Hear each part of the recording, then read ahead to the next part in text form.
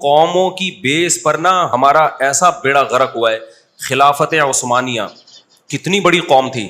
اس قوم اس حیثیت سے میں کہہ رہا ہوں کہ کتنی بڑی اس کی حکومت تھی. اس وقت نہ اسرائیل کا مسئلہ کھڑا ہوا تھا, نہ بوسنیا کا مسئلہ تھا, اور نہ یہ دنیا میں جو جنگ عراق تباہ ہوا, نہ شام میں تحریکیں کھڑی ہوئیں, نہ شام کا بیڑا غرق ہوا. سکون, اطمینان.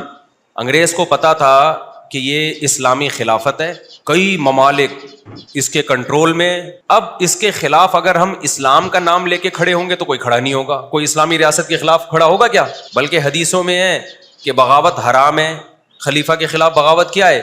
حرام. تو انہوں نے عربوں کو جا کے سمجھایا کہ قرآن تمہاری زبان میں نازل ہوا, اسلام تمہاری زبان میں آیا, محمد صلی اللہ علیہ وسلم عربی تھے, چاروں خلفائے راشدین عربی تھے, نبی کے بیٹیاں بھی عربی, نبی کے داماد بھی عربی, نبی کی خالائیں پھوپھیاں بھی عربی, اور سارے عرب, اور صحابہ سارے زیادہ تر میجورٹی عرب تھی. دنیا میں اسلام تو انہوں نے پھیلایا, بنو امیہ, بنو عباس, جہاں پوری دنیا میں خلافتیں یورپ میں لے کر گئے. اور اب یہ اجمی, یہ ترکی ہیں بھائی, یہ پوری دنیا میں تمہارے باپ بن کے بیٹھے ہوئے ہیں بھائی. مکہ مدینہ کو مرکز ہونا چاہیے تھا, مرکز ہے ترکی. یہ نعرہ ایسا لگایا نا جو سعود عرب میں سارے عرب اس سے متاثر نہیں ہوئے, بہت سے عربوں نے اس نعرے کو ریجیکٹ کر دیا, بولا نہیں بھائی ہمیں توڑنے کی کوشش ہے, کوئی فرق نہیں پڑتا عربی بادشاہ ہو, خلیفہ ہو یا اجمی ہو, اس سے کوئی فرق نہیں پڑتا.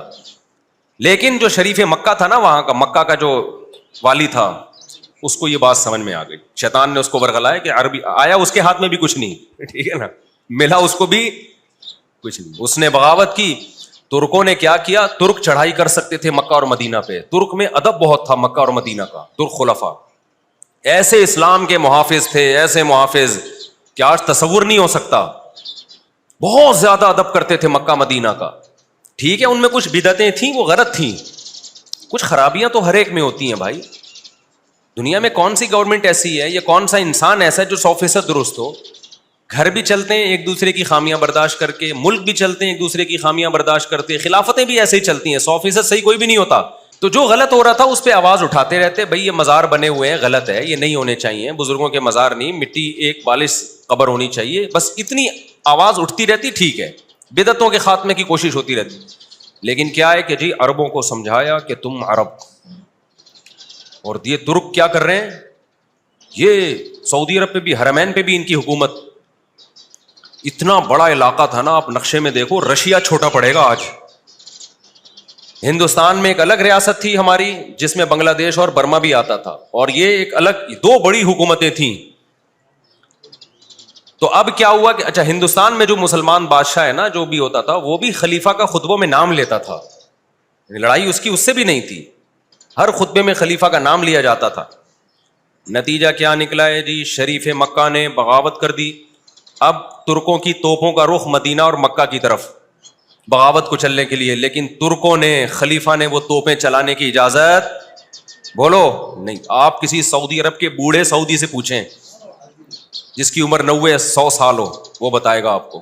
بتاتے ہیں وہاں کے لوگ کہ ساری توپوں کا رخ انہوں نے مکہ مدینہ کی طرف کیا, بغاوت کچلے ہیں, مگر خلیفہ نے پرمیشن کہا مکہ مدینہ پہ بم نہیں برسا سکتے ہم. اس نے کہا یہ کیسے ہوگا, نبی کے, یعنی ہم نبی کے شہر پہ گولے برسائیں ہم. اب بتاؤ ایسے محافظ ملے اب دوبارہ کبھی ملے؟ قوم پرستی کا بدبودار نعرہ, ہم عربی ہیں, عربی عربی. عربیت کی بیس پہ بغاوت ہوئی, اور بالآخر حرمین خلافت کے حصار میں سے نکل گیا. پھر جگہ جگہ بغاوتیں شروع ہوئی, وہ ترکی کا تو بیڑا سمٹ کے اتنا سا رہ گیا. اس کے بعد پھر بغاوت تو ہو چکی تھی, وہ شریف مکہ کے ہاتھ میں بھی کچھ نہیں آیا. پھر یہ اہل نجد اٹھے جو آل سعود ہیں, انہوں نے دیکھا کہ جب یہ میدان خالی ہے اور خلیفہ کے ہاتھ سے تو نکل گیا ہے, تو انہوں نے پھر لڑائیاں لڑ کے اپنے قبضے میں لے لیا.